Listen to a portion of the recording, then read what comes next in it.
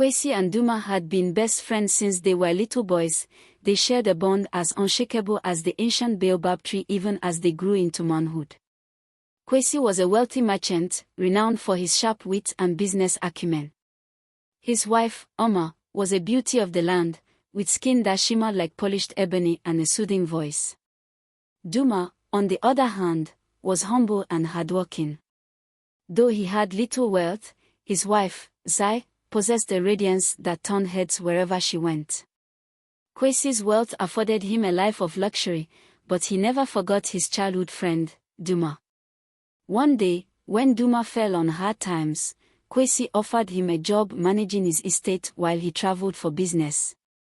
Overjoyed, Duma accepted, vowing to serve his friend faithfully. As months passed, Duma's visits to Kwesi's home became frequent. He admired Oma's grace and beauty, and though he tried to suppress it, a forbidden desire began to grow within him. Oma, feeling neglected by her often absent husband, was vulnerable to Duma's charm. Their stolen glances turned into whispered conversations, and soon, into secret rendezvous. They knew their actions were wrong, but the pull of their forbidden passion was too strong to resist.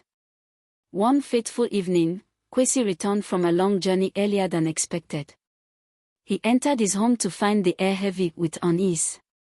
Though neither Oma nor Duma betrayed their secret outright, Kwesi's sharp eyes caught the fleeting, guilty looks they exchanged. He said nothing, but his suspicions were ignited.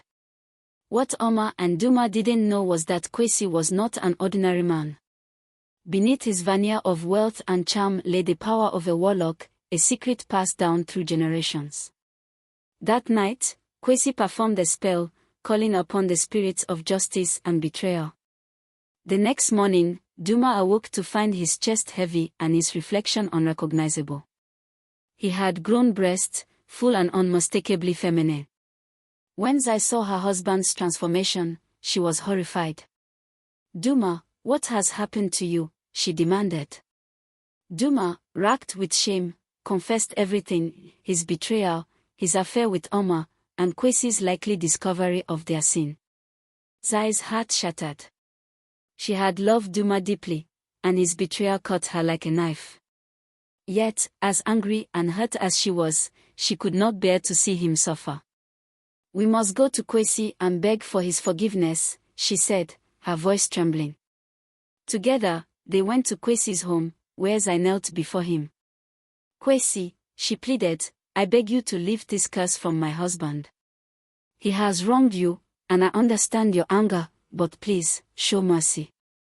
Kwesi looked at her with cold eyes, his anger still simmering beneath the surface. "You ask for mercy," he said, "but what of my pain?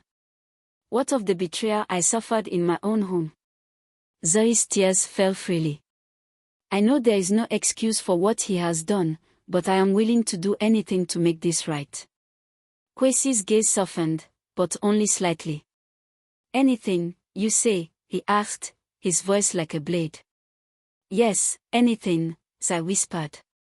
Kwesi's lips curled into a sinister smile. "Then spend the night with me. Only then will I consider lifting the curse." Zai recoiled, stunned by his demand. "You cannot mean that," she said, her voice shaking. "I do," Kwesi said firmly. "The choice is yours." Zai's mind raced. The thought of betraying her own vows repulsed her, but she could not ignore Duma's desperate gaze. Finally, she nodded, her heart heavy with despair. "If this is what it takes to save my husband, so be it." That night, Zai entered Kwesi's chambers, her steps heavy with dread.